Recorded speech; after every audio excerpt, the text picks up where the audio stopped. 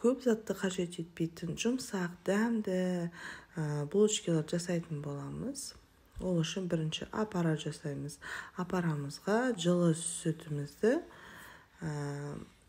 дрожжімізді, шекерімізді қосып жақсылап араластырып, оның үстіне ұнның 1/3 бөлігін қосып араластырып, бетін жауып қоятын боламыз.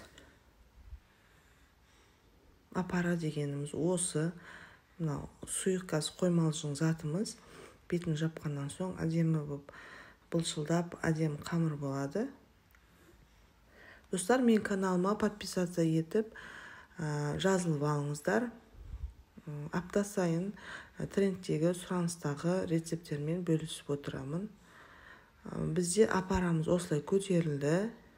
Енді осының үстіне қалған бөлме температурасындағы сары майымызды, жұмыртқамызды қосып, жақсылап араластырып, жұмсақ қамыр илейтін боламыз.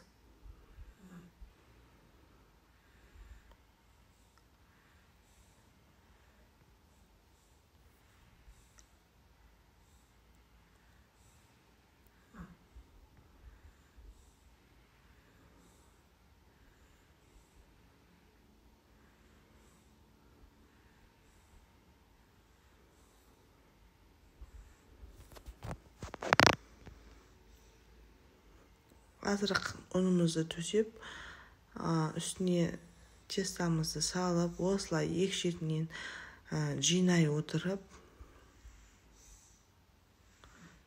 қамырымызды илейміз. Жұмсақ, әдемі қамыр шықты.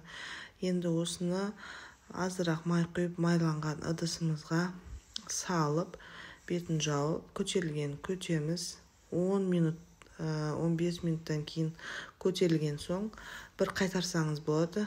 Асығыс болсаңыз қайтармасаңыз болады. Қайтарылған қамырымыз жылы жерге орап қойдым. 15-20 минут өткен соң алдым. Осы тестамызды енді кішкене бөліктерге бөліп, формаға келтіретін боламыз. Мен әрқайсысын 50 граммнан бөлдім. 50 граммнан бөліп, дөңгелекше формаларға форма келтіреміз. Осы алақанға салып, қысып отырып айландырдым. Менде осындай дөңгелек әдемі формалар шықты.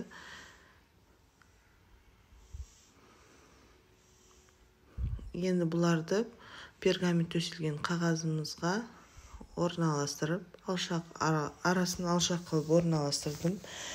Бетін пешевой пленкамен жаптым. Тағы да 10-15 минутке қалдырып, көтерілгенін күтеміз. Оған дейін посыпкасын жасайтын боламыз.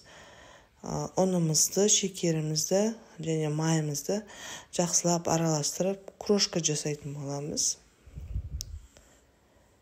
Көтерілген булочкаларымызды жұмыртқамен бір жұмыртқаны жақсылап араластырып, үстіне бір тегіс етіп жайып шықтым.